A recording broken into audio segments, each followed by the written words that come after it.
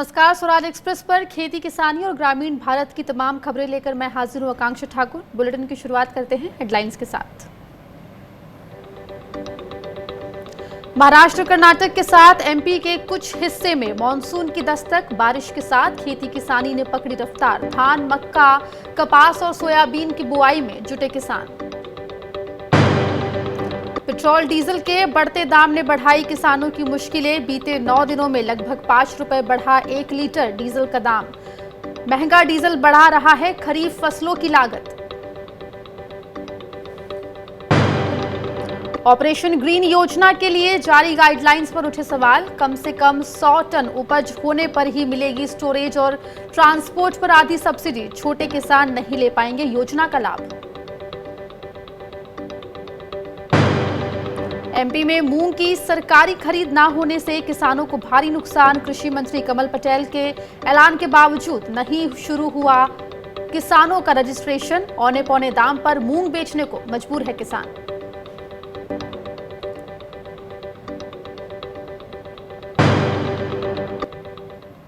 Bulletin में सबसे पहले बात हर साल 80% बारिश देने वाला दक्षिण पश्चिम मानसून की। ये इस समय गुजरात, मुंबई समेत पूरे महाराष्ट्र, मध्य प्रदेश और झारखंड, बिहार, छत्तीसगढ़ के कुछ हिस्सों में पहुंच गया है। कर्नाटक में मानसून पहुंचने के बाद जमकर बारिश हुई। भारतीय मौसम विभाग के मुताबिक मानसून अगले 4-5 दिन में केंद्रीय और पूर्वी भारत में पहुंच जाएगा। इस बीच मानसून की दस्तक के साथ खरीफ की फसलों की बुवाई में तेजी आ गई है। इसमें कपास, सोयाबीन, धान, मक्का जैसी फसलें शामिल हैं।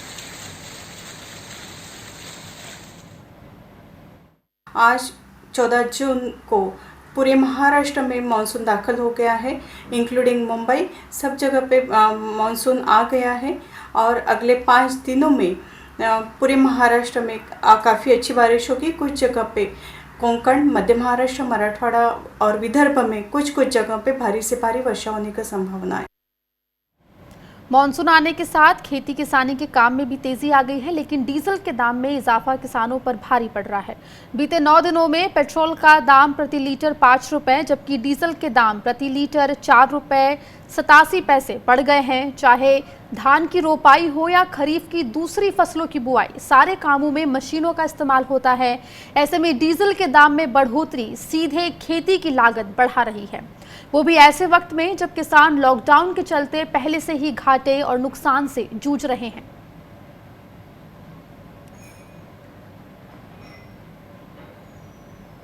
डीजल के बढ़ते दाम से किसानों को कितना नुकसान हो रहा है, खासतौर पर गन्ना किसानों को भुगतान ना मिलने से क्या समस्याएं आ रही है, इस पर स्वराज एक्सप्रेस की एग्जीक्यूटिव प्रोड्यूसर अनिका आर्यन ने भारतीय किसान यूनियन के प्रवक्ता राकेश टिकैत से बात की है। आइए सुनते हैं।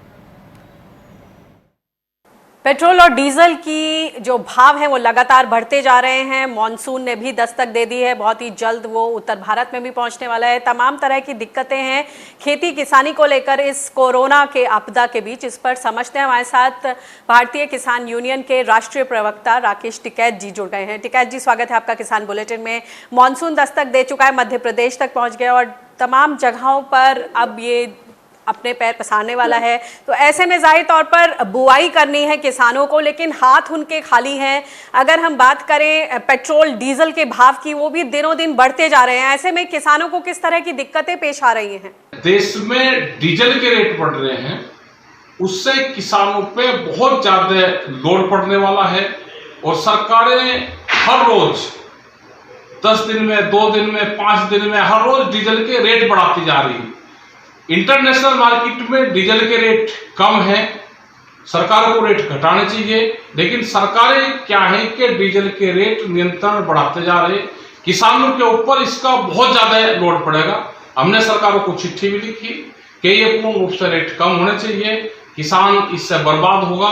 किसानों को फसल की बुआई करनी है, इस टाइम पे डीजल की सबसे ज्यादा जरूरत अब किसानों को पड़ती है कि धान की रुपाई होगी, उसकी सिंचाई होगी, ट्रैक्टर में डीजल चाहिएगा, तो रेट घटने चाहिए। इससे पूर्ण रूप से किसान देश का नाराज है डीजल के रेट बढ़ने से।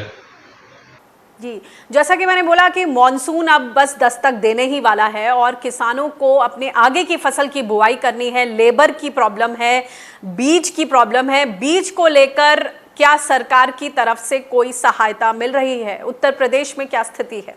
मानसून आ चुका है। आधे भारत में मानसून ने दस्तक दे दी है। बुआई का टाइम अब धान का चल रहा है, लेबर नहीं है, और जो बीज है, जो सीड जो है, जिस पे भारत सरकार सब्सिडी देती है, वे सीड अवेलेबल नहीं है। खासकर उत्तर प्रदेश की जहां तक हम बात करें, वहां पे भी वे सीड जिस पे सरकारें सब्सिडी देती है, वे सीड अवेलेबल नहीं है। और दूसरे तरीके के बीज यहाँ पे दिए जा रहे हैं जिनको किसान नहीं चाहता उनको बोना। तो हमारी सरकार से डिमांड है कि जो जिन सीड पे, जिन बीज के ऊपर सब्सिडी है और वे अच्छी क्वालिटी के हैं, वे बीज किसानों को मुहैया कराया जाए, क्योंकि फसल का टाइम हो रहा है, उसमें 2 पैसे किसान को भी बच जाएंगे।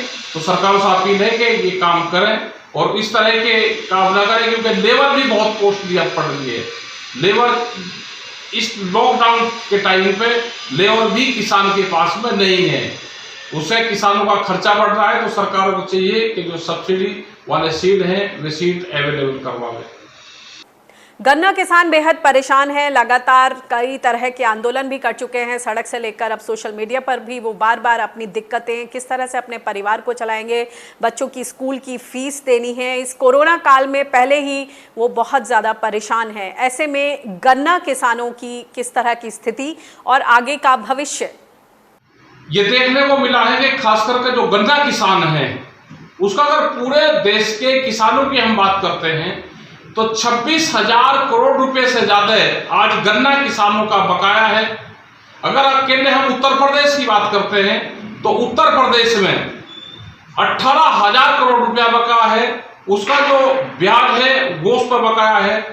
तो सरकार देने को तैयार नहीं है, शुगर फैक्ट्री देने को तैयार नहीं है। और हमने सरकारों को ये चिट्ठी लिखी, भारत सरकार को ये चिट्ठी लिखी कि डिजिटल इंडिया कैंपेन के तहत हिंदुस्तान के किसानों का गन्ने का भुगतान हो। किसान ने गन्ना अगर शुगर फैक्ट्री में डाल दिया तो उसका डिजिटल इंडिया कैंपेन के तहत उसका भुगतान हो जाना चाहिए, किसानों का भी उसका फायदा मिले। तो अभी जो ये भुगतान है ये करीब 26,000 करोड़ रुपए का विदाउट इंटरेस्ट ये भुगतान है। अगर इसमें हम ब्याज जोड़ेंगे, उसकी गणना करेंगे तो ये भुगतान और ज्यादा भी बैठेगा।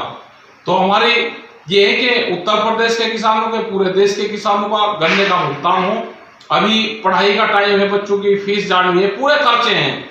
जिस हिसाब से उत्तर प्रदेश के हम अगर बात करें तो 18,000 करोड़ रुपया मूलधन और करीब 3,000 करोड़ रुपया अगर उसकी गणना करेंगे तो ब्याज का शुगर फैक्ट्री में बैठता है, वो हमारा दिलवाने का काम करे, नहीं तो बड़े आंदोलन देश में गन्ना किसानों का होगा। जी बहुत बहुत शुक्रिया इस बातचीत के लिए। तो जैसे कि यूएन ने, यूनाइटेड नेशंस ने भी ये कहा है कि 50 साल का वर्स्ट फूड क्राइसिस है। तो ऐसे में जो सरकारी नीतियां हैं उनमें ये झलकना चाहिए कि किसान और खेती और खाद्य सुरक्षा को लेकर हम किस तरह की पॉलिसीज अपना रहे हैं, उनकी तरफ फौरी तौर पर ध्यान देना बहुत ज़रूरी है। बहुत बहुत शुक्रिया इस बातचीत के लिए। केंद्र सरकार ने फल सब्जियों के स्टोरेज और ट्रांसपोर्टेशन पर सब्सिडी देने वाली ऑपरेशन ग्रीन योजना की गाइडलाइंस जारी कर दी है। इसके तहत स्टोरेज और ट्रांसपोर्ट पर 50% की सब्सिडी दी जाएगी, लेकिन ये लाभ तभी मिलेगा जब फल सब्जियों की कीमत कटाई के वक्त अपने 3 साल के औसत भाव से नीचे आ जाए, या बीते साल की तुलना में 15% से अधिक गिरावट हो जाए, या फसलों के दाम सरकार से तय कीमत से नीचे आ जाए। इसके तहत किसान उत्पादक संगठन, फूड प्रोसेसर, सहकारी समितियां, फल सब्जियों की प्रोसेसिंग या मार्केटिंग में लगे खुदरा व्यापारी और कंपनियां सभी फायदा ले सकते हैं। लेकिन इसमें फसल की जो न्यूनतम मात्रा तय की गई है उसमें छोटे किसानों को इसका फायदा नहीं मिल पाएगा। इसका लाभ पाने के लिए किसान उत्पादक संगठन, किसानों और सहकारी समितियों के लिए कम से कम 100 टन उपज होने की शर्त रखी गई है। इस शर्त को किसी छोटे किसान के लिए पूरा कर पाना संभव नहीं होगा। इस पर किसान नेता रमनदीप सिंह मान से बात की है स्वराज एक्सप्रेस की एग्जीक्यूटिव प्रोड्यूसर अनिका आर्यन ने। आइए सुनते हैं। योजना के लिए जो गाइडलाइंस हैं वो सामने आ चुकी हैं और इससे जो खास तौर से छोटे किसान हैं जो हरी साग सब्जी उगाते हैं उनको किस तरह की राहत मिल पाएगी, इसको समझते हैं, इन गाइडलाइंस को समझते हैं। इस पर बातचीत करने के लिए हमारे साथ फोन लाइन पर जुड़ गए हैं किसान नेता रमनदीप सिंह मान। मान साहब, स्वागत है आपका किसान बुलेटिन में। ये बताएं कि जो ये गाइडलाइंस आ गई हैं इनका बड़े लंबे समय से इंतजार था किसानों को। अब जो गाइडलाइंस में बोला गया है कि सब कम से कम 100 मेट्रिक टन होना चाहिए उत्पादन, तभी जाके ये सब्सिडी मिल पाएगी ट्रांसपोर्ट की और स्टोरेज की, इस पर आपका क्या कहना है? इससे असल में फौरी तौर पे जिनको राहत की उम्मीद थी, क्या उनको राहत मिलेगी? देखिए नीका जी, बात इसमें ये है कि अगर आप कोई भी इसमें सब्जी ले लोगे तो उत्पादन के हिसाब से अगर आप देखोगे तो 4.5 हेक्टेयर के आसपास, 4.5 हेक्टेयर के आसपास का अगर कोई फार्मर होगा तो उसके पास इतना उत्पादन होगा। अगर बात तो ये थी, और अगर आप औसतन आप जो एकरेज है हिंदुस्तान के फार्मर की वो देखोगे तो वो 1 हेक्टेयर है जी। अब अगर औसतन जो फार्मर है वो 86% है, 86%। अब यानी कि 86-87% फार्मर तो इसमें आया नहीं। तो ये फार्मर प्रोड्यूसर जो ऑर्गेनाइजेशन है ये उनको फायदा होगा। दूसरा जो एग्रीगेटर होते हैं उनको फायदा होगा, जो एक्सपोर्टर होते हैं उनको फायदा होगा। मैं ये नहीं कह रहा अच्छी चीज नहीं है, ये ठीक है, अच्छी चीज है, लेकिन बात यह है कि जो 1 हेक्टेयर वाला फार्म है उसका तो अभी भी कोई इलाज नहीं हुआ इसमें। तो यानी 100 मेट्रिक टन जो इन्होंने बोला उत्पादन, तो उसके लिए तो कम से कम कितने एकड़ का फार्म होना चाहिए कि इतनी उत्पादकता आए? देखो, मैं बात बोल रहा था, अगर आप क्रॉप कोई भी ले लो, तो टमाटर ले लो, वो 1 एकड़ में राउंड अबाउट होगा जी 11 टन होता है 1 एकड़ में, है ना। तो वो जो फार्म उसका कम से कम 11 एकड़ का होगा, 10.5 एकड़ का, 11 एकड़ का। तो जो किसान के पास जिस किसान के पास 11 एकड़ है जमीन, 10.5 एकड़ जमीन है, 11 एकड़ जमीन है, ये उसको फायदा होगा। या ये उसको फायदा होगा जो एग्रीगेटर होते हैं, जो प्रोसेसर हो गए, जो एक्सपोर्टर हो गए, ये उनको फायदा होगा। जो 1 एकड़ का किसान है उसके पास तो इतने होने ही नहीं। उसके पास तो ज्यादा से ज्यादा हो गया, मतलब 18 होंगे टन या 18-20 के आसपास होंगे टन। अब वो तो स्कीम में आया नहीं। अब अगर उसका जो आज का प्राइस है, कोई 1 रुपया दे रहा है, कोई 4 रुपीज दे रहा है उसको 1 किलो का, और जो उसकी इनपुट कॉस्ट है वो 8.5 रुपए किलो है, 8.5-9 रुपए किलो। तो इस स्कीम के अंतर्गत तो वो आया नहीं। अब जब 87% फार्मर इस स्कीम के अंदर नहीं आया, तो फिर इस स्कीम का उसके लिए तो है ही नहीं कोई फायदा। इसमें तो सरकार का कहना है कि 500 करोड़ का बजट दिया गया है और पहले सिर्फ टमेटो, अनियन, पोटैटो के लिए था, अब इसका विस्तार कर दिया है। और इसमें जो किसान हैं वो आत्मनिर्भर बनेंगे, ये उस पैकेज के तहत है। लेकिन जिस तरह से आप बता रहे हैं कि छोटे किसान इसके दायरे से बाहर हो गए हैं, तो ये किस तरह से उनको राहत देगी, ये एक बड़ा सवाल है। दूसरी बात ये बताएं कि जो हमने देखा विदेश में एक ट्रेंड उभर कर आया कि फूड बैंक्स बनाए गए और वहाँ पर अमेरिका में सरकार ने सीधे खेत से फसलों को उठ पहुंचे। क्या कुछ ऐसा यहाँ पर नहीं हो सकता था? हम बाहर का ये मॉडल जो फौरी तौर पर राहत दे सकता था, उसको क्यों नहीं ला सकते? जी देखिए नीका जी, ये जो आप स्कीम बता रहे हो अमेरिका की, वो ही हमारे साथ हाल हुआ। अभी जो हाल में जो हुआ, लॉकडाउन हुआ, फार्मर्स दे वर अनेबल कि वो एग्रीकल्चर की जो मार्केट होती है उसमें जाके अपनी फसल की उनकी हो पाए सेल। तो अमेरिका ने क्या किया, उन्होंने बोला कि भाई ठीक है, उनका ये जो एलोकेशन है अगर आप इंडियन रुपीज में कन्वर्ट करोगे तो राउंड अबाउट है जी 21,000 करोड़ का। तो अब हमारे यहाँ पे जो अभी कोरोना का मोदी सरकार ने पैकेज दिया है उसके अंदर तो इतनी एलोकेशन ही नहीं है, है ना। उन्होंने तो ये ऑर्डिनेंस लिया है, 3 ऑर्डिनेंस लिया है। वो भगवान जाने 8 साल में उसका कोई फायदा होगा कि उससे आगे वो कोई फायदा होगा। तो उन्होंने बोल दिया भाई हम ऑर्डिनेंस लिए तो ये इलाज हो गया। बात ये थी कि जिस किसान का उत्पादन हुआ है, वेस्ट हुआ है, यहाँ तो आप उसका उत्पादन उठाओ और उसको दाम दो। यहाँ जिस किसान का जो उत्पादन हुआ है वो आ ही नहीं पाया, मार्केट में आ ही नहीं पाया। आप उसे ये बोलो कि भाई ठीक है, आपका 100 रुपीज का नुकसान हुआ था तो हम आपको 80 रुपए देते हैं। ये तो कोई आती भी है बात समझ में। अब ऑर्डिनेंस ले आए, वो भगवान जाने वो आगे होगा उसका फायदा कि नहीं होगा। उसको ये कर दिया, लिंक इंटरलिंक कर दिया कि अभी जो हुआ था, कोरोना का लॉकडाउन हुआ था, तो ये भी उसको भाई ऑफसेट होगा, लॉस ऑफसेट होगा इससे। तो इससे तो कोई वो लॉस ऑफसेट नहीं होगा। तो जो अच्छी स्कीमें हैं जो वो तो हमारी सरकार को नहीं देती दिखाई, जहाँ पे इन्वेस्टमेंट नहीं होनी, जहाँ पे वो कोई एलोकेशन नहीं है, वो वाली अब स्कीम ले आया। अब इसकी आप बताओ 500 करोड़ की एलोकेशन है और इसमें लाइक एवरीथिंग इज इंक्लूडेड, सारे वेजिटेबल्स और फ्रूट्स इंक्लूडेड है। तो इससे तो मतलब होना ही कुछ नहीं। और वो वाली भी जो ये स्कीम लेके आए उसमें भी 87% फार्मर्स इंक्लूडेड नहीं है। तो इससे अब ये तो आती नहीं बात समझ। ट्रांसपोर्ट सब्सिडी में बोला गया है कि ट्रक, ट्रेन और हवाई जहाज का जो किराया है उसका 50% सब्सिडी सरकार देगी जब फसल का भाव 15% से ज्यादा लुढ़क जाएगा। मगर यहाँ तो कई किसानों को इतना ज्यादा 15% से कई ज्यादा का नुकसान हुआ है। तो ऐसे में ये किस तरह से राहत देगी ट्रांसपोर्ट सब्सिडी?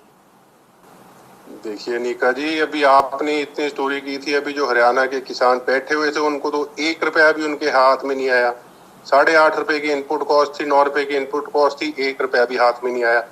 दूसरा ये जो बोल रहे हैं कि स्टोरेज की में आपको 50% का हम कंट्रीब्यूशन होगा और जो फसल का जो आगे का जो ट्रांसपोर्ट होता है उसमें 50% का ट्रांसपोर्ट होगा। वो भी फार्मर पहले मतलब अपने हिस्से से देगा। उसके बाद जो भी इनकी फॉर्मेलिटीज हैं वो सारी फॉर्मेलिटी इकट्ठी करेगा, फिर इनके ऑनलाइन पोर्टल में जाएगा, फिर अपलोड करेगा, फिर पता नहीं वो 1 महीने के बाद पेमेंट आएगी कि 1 साल के बाद पेमेंट आएगी।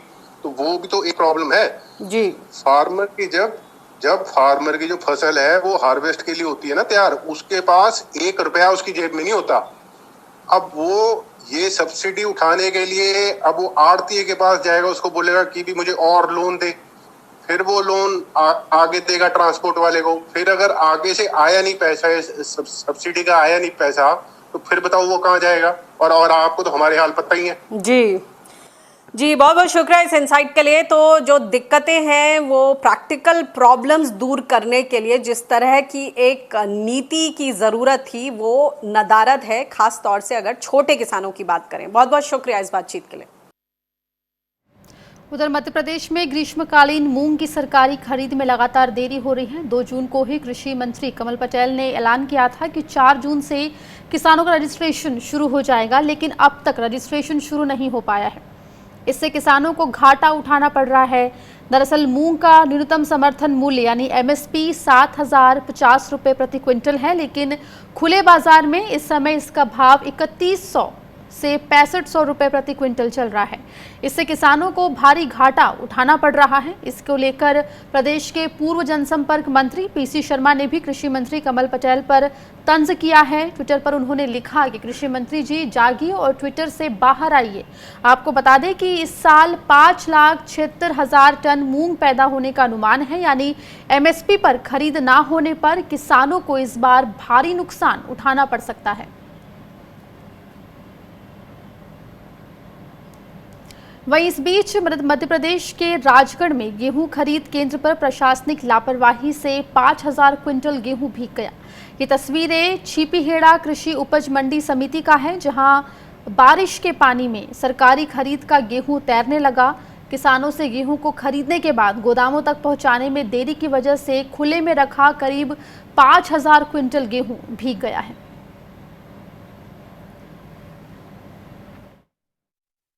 वैसे मुश्किल से सर मान के चलें तो अपन 300 कट्टी गिली हुई होंगी सर, बाकी सब अपन ने ढक रखा है। कोई रिएक्शन नहीं सर। अधिकारियों से बात करें अपन तो वही कहते हैं कि आप अपने उच्च अधिकारी से बात करो। बाकी सर आप किससे बात करें? अपन बता सकते हैं, कागज से लेटर भेज सकते हैं, इससे अलावा तो कुछ नहीं कर सकते।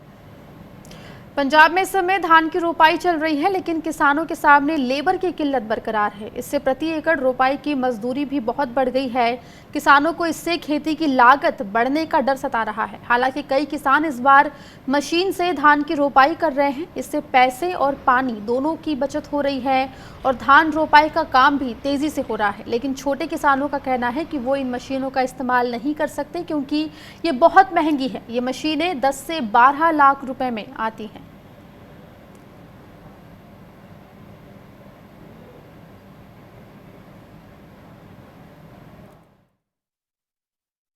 हमें लग रहा था कि हमारा फ्यूचर बड़ा धुंधला है, पानी नीचे जा रहा है, धीरे धीरे पानी खत्म हो जाएगा। लेकिन अब जो ये विधि आ गई है, दो डायरेक्ट सोइंग की काम जब हो रही है जैसे, तो इससे वो हमारा खतरा अब खत्म हो रहा है, क्योंकि इससे बहुत पानी कम लगना है और जितना पानी लगना है सारा रिचार्ज होना है। हाँ, उस मजदूर तो बिल्कुल ही नहीं लगना। देखो इस बार लेबर 4,000-5,000 रुपया एकड़ का ले रहे हैं और जो ये डायरेक्ट सोइंग है इसके ऊपर 200 से 300 रुपया खर्चा आ रहा है एकड़ का। ये दोनों विधि के साथ तीसरी विधि है ये मशीन की, जो पहले पनीरी लगानी पड़ती है। वो एक ना प्लास्टिक के पेपर पर लगती है, मिट्टी छान कर लगती है, क्योंकि वो उसके बाद ये पनीरी इसके ऊपर रख देते हैं। 2-3 आदमी इस मशीन के साथ एक दिन में तकरीबन 10 से 15 एकड़ लगा देते हैं। सो इसलिए हमें तकरीबन कितनी देर में लगा देते हैं? मजदूर तकरीबन 15 एकड़ तो मेरा ख्याल अभी 60 मजदूर भी नहीं लगा सकेंगे एक दिन में। 60-70 मजदूर भी हों तो जो 20 मजदूर हों वो एक दिन में 3 एकड़ लगाते हैं। मजदूਰਾਂ ਦੀ ਕਮੀ ਆ, ਕਮੀ ਕਰਕੇ ਥੋੜਾ ਜਿਹਾ ਹੈ ਤਾਂ ਔਖਾ ਹੀ ਕੰਮ। ਬੰਦੇ ਘੱਟ ਮਿਲ ਰਹੇ ਆ। कितने पैसे मांग रहे हैं? ਇਹ 6-6000 ਰੁਪਏ ਏਕੜ ਦਾ ਮੰਗ ਰਿਹਾ ਜੀ। ये मशीन से क्यों नहीं लगा रहे? आजकल मशीन चल पड़ी। ਮਸ਼ੀਨ ਹਰੇਕ ਬੰਦੇ ਨੂੰ ਔਖੀ ਹੀ ਲੈਣੀ, ਮਹਿੰਗੀ ਆ, 10-12 ਲੱਖ ਦੀ ਹੈ ਜੀ ਉਹ। छोटे किसानों के लिए ਛੋਟੇ ਕਿਸਾਨਾਂ ਲਈ ਔਖਾ ਵਾ। ਜਿਹੜੀਆਂ ਸਰਕਾਰਾਂ ਨੂੰ ਚਾਹੀਦਾ ਕਿ ਕਿਸਾਨਾਂ ਵਾਸਤੇ ਕੋਈ ਜਿਹੜੀ ਆ ਇਹ ਲੇਬਰ ਦੀ ਜਿਹੜੀ ਸਬਸਿਡੀ ਦਿੱਤੀ ਜਾਵੇ, ਤਾਂ ਕਿ ਜਿਹੜਾ ਕਿਸਾਨ ਦਾ ਇਹ ਕਿਸਾਨ ਆਪਣੀ ਫਸਲ ਜਿਹੜੀ ਆ ਉਹ ਸਹੀ ਤਰੀਕੇ ਨਾਲ ਲਾ ਸਕੇ। ਜੇ ਸਹੀ ਤਰੀਕੇ ਨਾਲ ਫਸਲ ਲੱਗੇਗੀ ਤਾਂ ਹੀ ਹੁਣ ਵਾਸਤਾ ਕਿਸਾਨ ਦਾ ਉਹ ਸਹੀ ਹੋਵੇਗਾ, ਨਹੀਂ ਤੇ ਕਿਸਾਨ ਜਿਹੜਾ ਉਹ ਅੱਗੇ रुड़िया हुआ था रुड़ता जा रहा। बीते दिनों पंजाब के उद्योग और व्यापार मंत्री सुंदर शाम ने केंद्र सरकार को चिट्ठी लिखी है। इसमें उन्होंने मजदूरों को वापस लाने के लिए ट्रेन का इंतजाम करने की अपील की है। इस बीच किसान अपने स्तर पर यूपी और बिहार से प्रवासी मजदूरों को वापस ला रहे हैं। इसी से जुड़ा एक वीडियो सोशल मीडिया पर शेयर हो रहा है। कहा जा रहा है कि ये प्रवासी मजदूर जब पंजाब पहुंचे तो किसानों ने माला पहनाकर और मिठाई खिलाकर उनका स्वागत किया।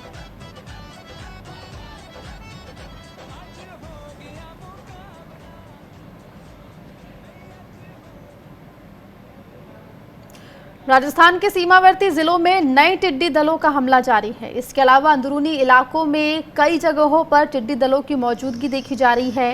ये तस्वीरें यूपी के बांदा जिले की हैं। शनिवार को यहां चित्रकूट के रास्ते आए टिड्डी दल ने हमला बोला। इसने खेतों में लगी साग सब्जियों के साथ मूंग और धान की फसलों को नुकसान पहुंचाया। कृषि विभाग का कहना है कि उनसे कर्मचारी टिड्डी हमले को लेकर सतर्क हैं और उन्हें प्रजनन करने से पहले नष्ट करने में जुटे हैं। इसी बीच रविवार को भोपाल में भी टिड्डी दल ने धावा बोला। संयुक्त राष्ट्र के खाद्य और कृषि संगठन ने जुलाई तक टिड्डियों के बड़े हमले की चेतावनी दी है। दिक्कत ये है कि कल रात 8 बजे से ये टिड्डियाँ जो है आ गई हैं हमारे गांव में, तो ये परेशान किए हैं फसल को भी, और जो मूंग भी लगाए थे तो मूंग को भी जो है बिल्कुल खा लिया। जो कहे की फसल थी? मूंग की थी, सब्जियां थी, अच्छा, और धान की बेड़ भी बो दिए थे। अच्छा, बैंक से कर्ज लेके आपने? जी जी जी, बैंक से कर्ज लेकर के ये सब किया था। ये है देखिए, ये टिड्डियाँ बहुत नुकसानदेह है। जो फसल में जिस पेड़ में बैठ जाती है, पेड़ पूरा पेड़ का पत्ता खत्म हो रहा है। अच्छा, हाँ, आम के पेड़ खराब हो रहे हैं, पत्तियाँ खराब हो रही हैं, पीपल के पेड़ है वो खराब हो रहे हैं, और ये जो आने वाली जो है मूंग की फसल है वो भी खत्म कर रहे हैं। तो आपको बता दें लगातार टिड्डी दल का हमला जारी है। एक तरफ जहां राजस्थान से ये टिड्डी दल का हमला शुरू हुआ था, अब देश के दूसरे हिस्सों में भी ये हमला देखा जा रहा है। आपको बता दें कि राजस्थान के अंदरूनी इलाकों में भी टिड्डी दल की मौजूदगी देखी गई। यूपी के बांदा जिले में भी टिड्डी दल ने हमला किया, वहीं भोपाल में भी टिड्डी दल ने हमला किया और कई फसलों को, साग सब्जियों की फसल को नष्ट कर दिया। लगातार कोशिशें इन टिड्डी दलों को भगाने की किसान करते रहे हैं, थाली बजाकर इस तरह से कोशिशें लगातार हैं, लेकिन टिड्डी दल का हमला खत्म होने का नाम नहीं ले रहा। किसानों को और फसलों का भारी नुकसान टिड्डी दल के हमले की वजह से झेलना पड़ा है। आपको बता दें कि भोपाल में भी टिड्डी दल ने धावा बोला है। संयुक्त राष्ट्र के खाद्य और कृषि संगठन ने जुलाई तक टिड्डियों के बड़े हमले की चेतावनी दी है।